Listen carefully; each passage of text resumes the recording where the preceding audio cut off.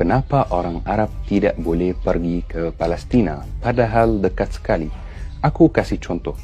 Dari rumah aku di kota Giza di Mesir, kalau mau pergi ke kota Al-Quds, ziarah ke Masjid Al-Aqsa, mungkin 10 jam sudah sampai pakai mobil. Walaupun sedekat itu, aku sebagai orang Mesir tidak boleh pergi ke Palestina. Padahal orang Indonesia sendiri bisa pergi ke Palestina, bisa ziarah ke Masjid Al-Aqsa, bisa kemana-mana. Tonton video ini sampai akhir, biar kamu tahu kenapa orang Arab tidak boleh pergi ke Palestina. Sebelum bahas soal ini, kita harus tahu dulu pentingnya Masjid Al-Aqsa dan pentingnya Palestina di agama Islam.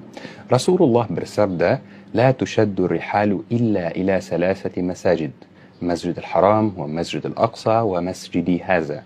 Janganlah suatu perjalanan diadakan kecuali ketiga masjid berikut, Masjid Haram, Masjid Aqsa, dan masjidku ini, yaitu Masjid Nabawi. Jadi Al-Quds bukan sekadar kota biasa, Al-Quds kota suci. Karena di Al-Quds ada masjid terpenting ketiga di Islam, tidak kalah penting dari Masjid Haram dan Masjid Nabawi. Walaupun Palestina sepenting itu, sayangnya diambil Israel atau Zionisme.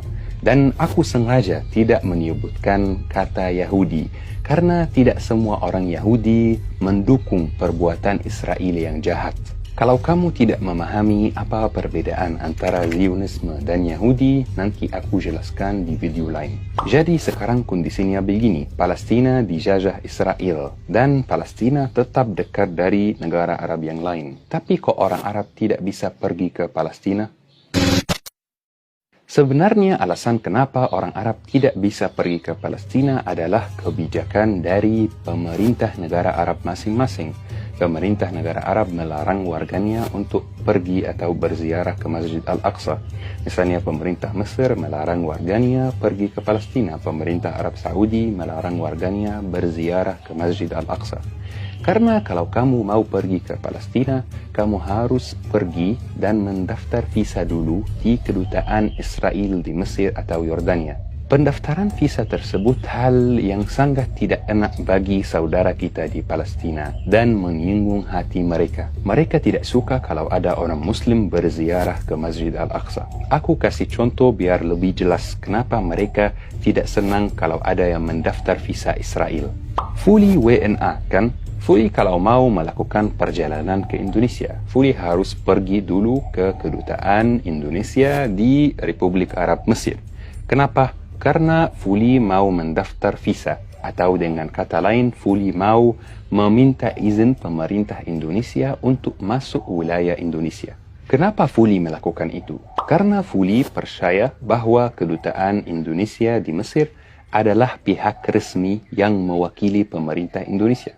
Karena Fully percaya juga bahwa pemerintah Indonesia adalah pihak yang dipilih rakyat Indonesia untuk mewakili rakyat Indonesia, untuk menjalankan urusan warga Indonesia. Jadi dengan mendaftar visa atau izin masuk Indonesia, aku secara langsung mengakui kekuasaan pemerintah Indonesia atas wilayah Indonesia. Coba pakai contoh tersebut dalam kondisi Israel dan Palestina. Dengan mendaftar visa Israel, kamu mengakui bahwa Israel mempunyai kekuasaan atas wilayah Palestina dan Masjid Al-Aqsa. Padahal ini bukan milik mereka dan ini bukan hak mereka. Dengan berwisata ke Israel, kamu mengakui keberadaan Israel di wilayah Palestina. Padahal ini bukan tempat mereka. Mereka adalah penjajah, seperti Belanda di Indonesia dulu, dan Inggris di Mesir, Perancis di Aljazair, penjajah yang suka merusakkan negara orang, penjajah yang suatu hari akan punah. Itulah alasan kenapa orang Arab tidak boleh pergi ke Palestina. Karena Alhamdulillah sebagian besar dari warga Arab masih mempertahankan soal Palestina, masih membenci penjajah yang jahat, membenci penjajah yang membunuh anak-anak. Walaupun baru-baru ini ada beberapa pemerintah Arab yang normalisasi hubungan diplomatik dengan Israel. Aku yakin ada yang akan bertanya, kok bisa Fully kita tidak mengunjungi saudara kita di Palestina? Kita tinggalkan mereka sendiri. Kita tidak berziarah ke Masjid Al-Aqsa. Untuk menjawab pertanyaan ini, aku mau sampaikan satu hal yang sangat penting.